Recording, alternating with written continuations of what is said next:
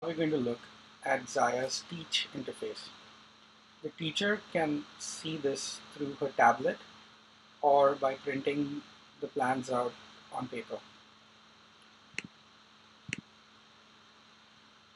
can log in with their username.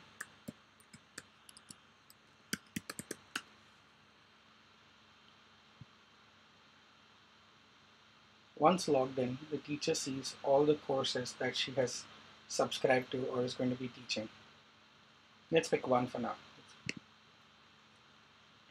Here you can see our entire course structure, the concepts, the units, and then the lessons.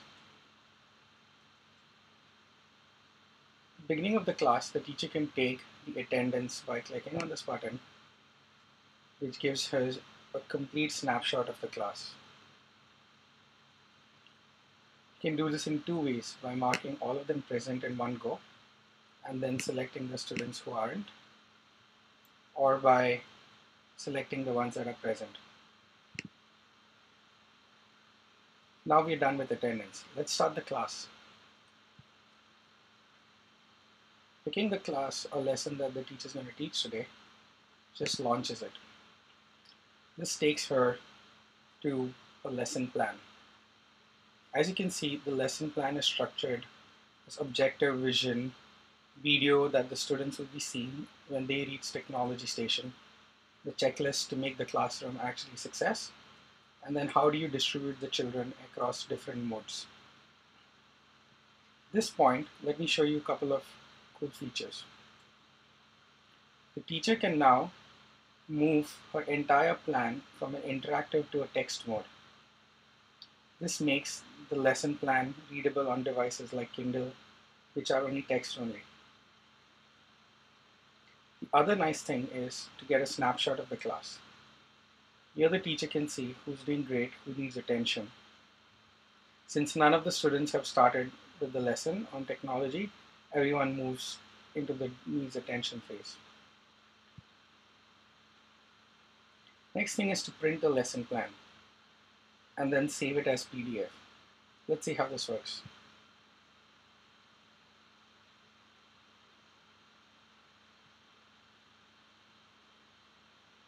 Just save this document.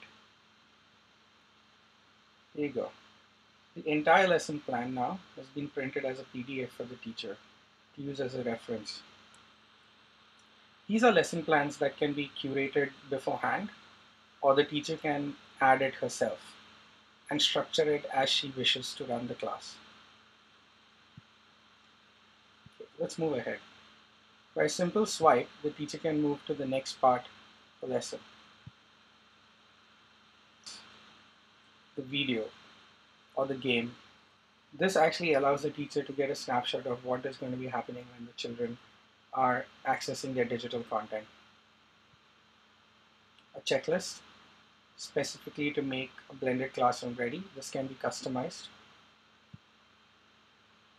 And to this part for differentiated learning. Here we see visually based on the past performance of the student on a similar concept and the beginning of your assessment, the class is distributed. So the teacher does not need to look at analytics and then process this. It's done by itself.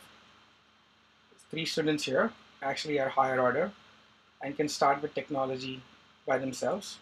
The rest of the students would have to work with the teacher or in small group if we have 3 stations. Once the lesson is started, you can see a timer starts ticking. This allows both the teacher to keep time on task and also for her to later on analyze how she could improve her lesson plan. As you can see, in this case, the teacher has divided her lesson plan into 5 sections. 2 minutes for the introduction, 12 minutes, 14 minutes, 14, 12, and then 2. This is really simple. You keep swiping as you want to move to the next page.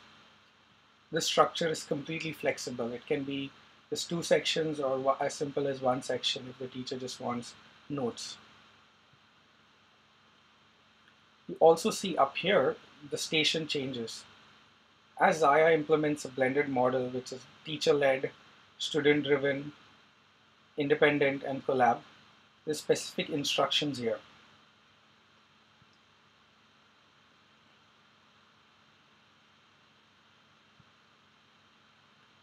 Once the lesson is completely done and the class is over, the teacher can click end and it asks her a couple of feedback on the lesson.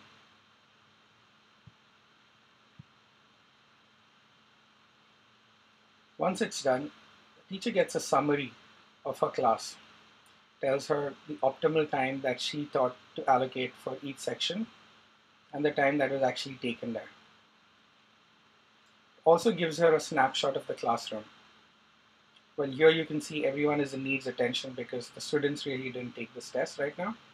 But had they worked on this lesson at the same time, people would have been distributed based on their ability.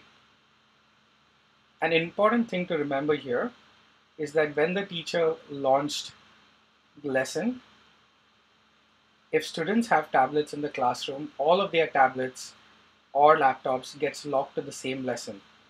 So the students don't have to do a lot of navigation. This improves time on task and also coordination for younger kids.